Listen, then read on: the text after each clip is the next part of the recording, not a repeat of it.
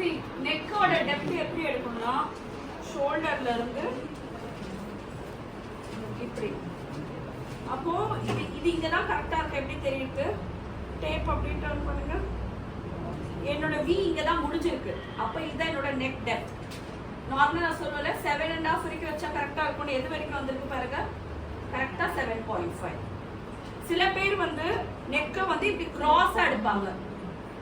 இப்படி கிராஸா எடுத்தீங்கன்னா 1 இன்ச் அதிகமா இருக்கும். இங்க பாருங்க 8.5.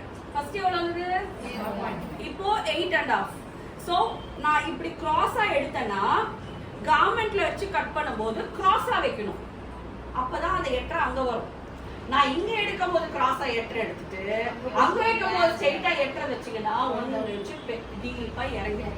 அதாவது இங்க எப்படி எடுக்கிறீங்களோ கட்டிங்ல அதே மாதிரி போடும். பேட்டர்ன் நெக்கிங்ல சேம். அவ்வளவுதான்.